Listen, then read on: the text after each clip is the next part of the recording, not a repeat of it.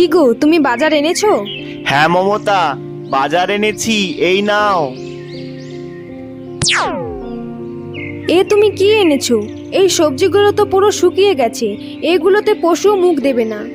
আমার কাছে তো বেশি টাকা ছিল না, তাই এই টাকায় যা বাজার পেয়েছি তাই নিয়ে এসেছি। তুমি লোকের জমিতে কাজ করলে আর কত টাকা দিবে?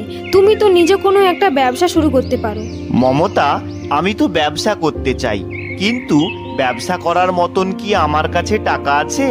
তুমি তো একটা কাজ করতে পারো, আমার কাছে একটা সোনার বালা আছে, তুমি সেটা বন্ধক রেখে একটা ছোট ব্যবসা শুরু করতে পারো। না মমতা, আমি তা করতে পারি না। আমি তোমাকে বিয়ের পর কিছু তৈরি করে দিতে পারিনি। তুমি বিয়ের সময় একটা সোনার বালা পেয়েছিলে, সেটা আবার কি করে বন্ধক দিতে পারি বলো? আমি তো তোমাকে বালাটা বিক্রি করতে বলছি না, আমি তো বলছি তুমি ওইটা বন্ধক দিয়ে কিছু টাকা নিয়ে আসো, আর যখন কাজ করে টাকা পাবে তখন না হলে বালাটা ছাড়িয়ে নিয়ে আসবে। হ্যাঁ মমতা, তুমি যা বলছো আমি তাই করব। যাই, স্যাগরার কাছ থেকে এই বালাটা বন্ধক দিয়ে কিছু টাকা নিয়ে আসি।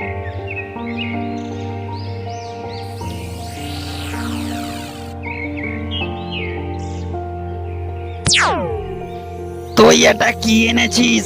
এটা তো অনেকদিন আগের বালা। এটা যত তাড়াতাড়ি সম্ভব বিক্রি করে দে, আর যত দেরি করবি দাম কিন্তু কমতে থাকবে।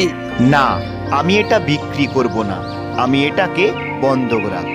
আমি তো তোকে বলছি তুই বালাটা বিক্রি করে দে, এটা কেউ তোর কাছ থেকে কিনবে না।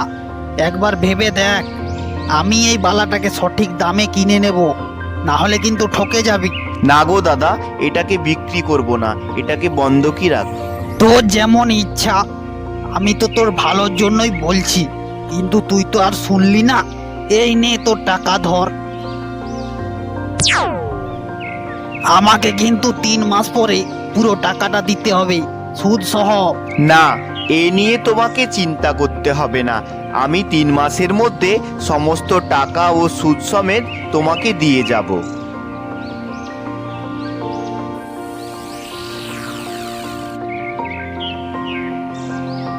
কি গো, বালাটা বন্ধক রেখে তোমাকে কত টাকা দিয়েছে?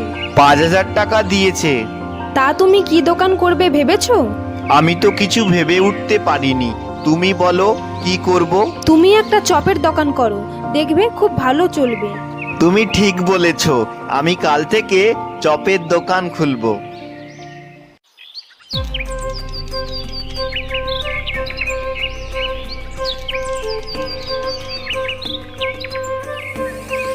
চপ নিয়ে যাও, চপ নিয়ে যাও, গরম গরম চপ।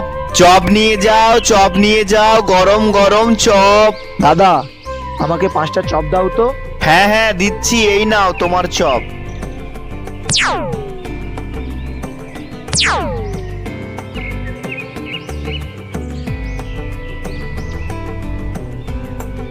দাদা, আমাকে 10টা চপ দাও তো।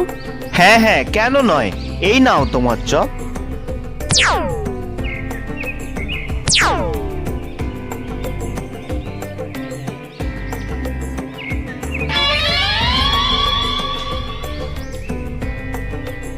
এখন তো সব চপ বিক্রি হয়ে গেছে, এবার বাড়ির দিকেই যাই।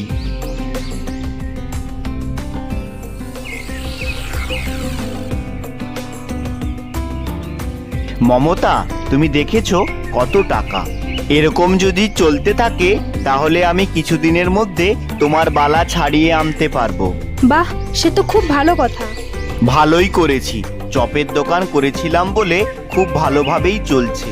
তুমি এবার বালাটা ছাড়িয়ে নিয়ে আসো, যেটা স্যাকরার কাছে বন্ধক রেখেছিল। হ্যাঁ, তুমি ঠিকই বলেছো, আমি স্যাকরার কাছেই যাই।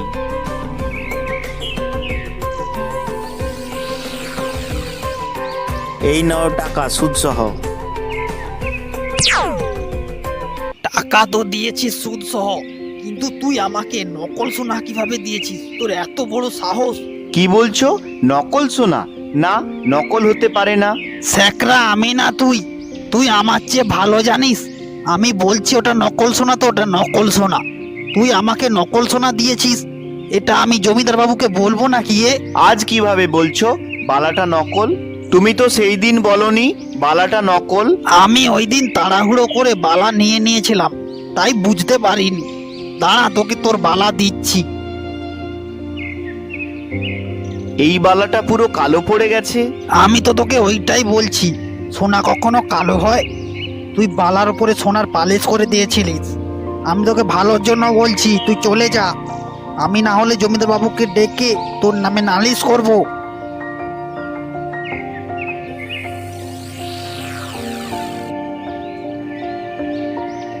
আমি জানি ওই বালাটা আসলই ছিল, কিন্তু কিভাবে প্রমাণ করব? আমি তো বেশি কাউকে চিনিও না যে আমাকে কেউ সাহায্য করবে। তুমি একটা কাজ করো, গ্রামে আর একজন শ্যাকরার আছে, তার কাছে যাও, যদি কোনো সাহায্য করতে পারে। মমতা, তুমি ঠিক বলেছ, আমি তাহলে যাচ্ছি।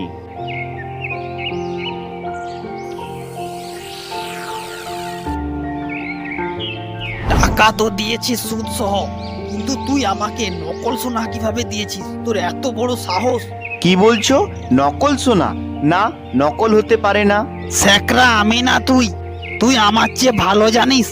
আমি বলছি ওটা নকল সোনা, তো ওটা নকল সোনা। ও, বুঝতে পেরেছি, তোকে ওই স্যাকরা বোকা বানিয়েছে। আমিও ওই স্যাকরার নামে অনেক জনের মুখে শুনেছি। ওই স্যাকরা সবার অসহায়ের সুযোগ নিয়ে সবাইকে বোকা বানায়। তোর সব কিছু জেনে স্যাকরার কাছে একবার যাওয়া উচিত। এরপর মনে রাখবো, তুমি আমাকে সাহায্য করো।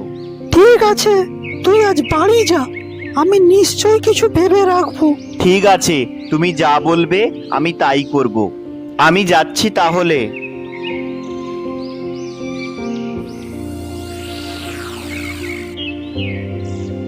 কি গো, শ্যাকরা কোনো উপায় বলে দিল? না মমতা, আজ কিছু বলেনি, বলবে বলেছে। ঠিক আছে, তুমি কাল সকাল সকাল চলে যাবে। তার বলতে আমি চলে যাব সকাল সকাল।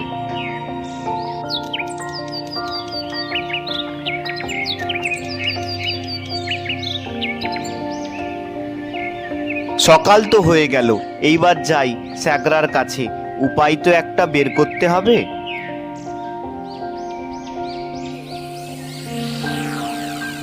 কিছু উপায় খুঁজে পেলে? হ্যাঁ, আমি একটা উপায় খুঁজে পেয়েছি। আমি তোকে এই 3টি বালা দিচ্ছি। তুই যেমন প্রথম বালাটা বন্ধক দিয়ে এসেছিলিস, এই বালাগুলো বন্ধক দিস না, এগুলো সব ওর কাছে বিক্রি করে দিয়ে আসবি। কিন্তু এই বালাগুলোও তো নিয়ে নেবে আর বলবে নকল সোনা। আরে, এগুলো তো নকল সোনা। যদি বুঝতে পেরে যায় তাহলে অবস্থা খারাপ করে দেবে। তুই কোনো চিন্তা করিস না, যতক্ষণ এই বালাগুলো গলিয়ে না দেখবে ততক্ষণ বুঝতেই পারবে না এটা নকল সোনা। এই বালাগুলোর ওপর সোনার প্রলেপ দেওয়া আছে। তুই চিন্তা করিস না, ওই লোভী সেগরা বুঝতেই পারবে না এটা নকল সোনা। কিন্তু একটা কথা মনে রাখবি, এই 3টে নকল বালার দাম কিন্তু 2000 টাকা। তুই এর চেয়ে 1 টাকাও কম দামে বিক্রি করবি না। এই বালাটা 2000 টাকার বেশি দামে বিক্রি করবি। ঠিক আছে, তুমি যেরকমই বলবে আমি সেরকমই করব।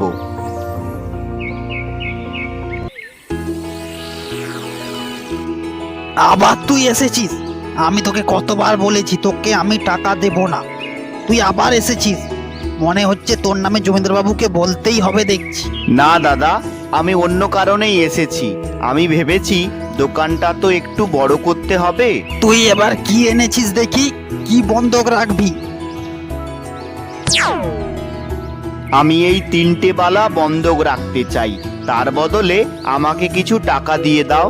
তুই একটা কাজ কর, তুই আমাকে এই বালাগুলো বিক্রি করে দে, আমি তোকে সঠিক দাম দিয়ে দেব। না, আমার মন করছে না বালাগুলো বিক্রি করতে। এইটা আমার মায়ের বালা।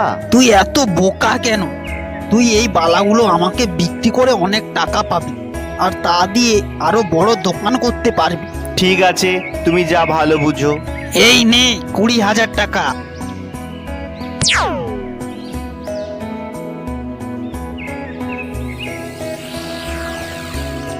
আমি বালাগুলো বিক্রি করে 20,000 টাকা পেয়েছি। ওই শেখরা এখনো চালাকি করছে। আমি কি কোনো ভুল করেছি? না না, তুই কোনো ভুল করিসনি। এই বালাগুলো যদি আসল হতো তাহলে 40,000 টাকায় বিক্রি হতো, কিন্তু ওই শেখরা তোকে 20,000 টাকা দিয়েছে। যদি আসল সোনা হতো তাহলে তুই নিশ্চয় ঠকে যেতিস। এখন আমি কি করব? তুই সব কিছু ভুলে যা, তুই বলবি আমি আসল সোনার বালা বিক্রি করেছি।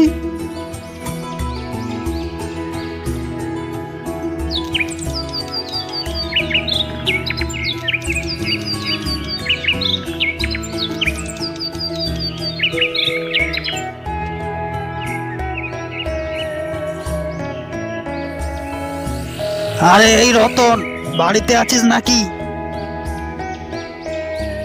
কি হয়েছে বলো? তুই আমাকে কালকে নকল বালা বিক্রি করেছিস, তোকে আমি ছাড়বো না। আমি জমিদার বাবুকে বলবো এই ব্যাপারে। না, আমি তোমাকে কোনো নকল সোনা বিক্রি করিনি।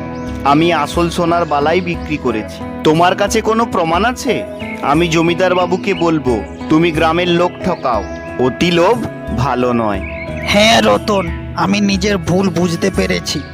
আমি আর কাউকে ঠকাবো না, সবাইকে তার উপযুক্ত টাকা ফেরত দিয়ে দেব।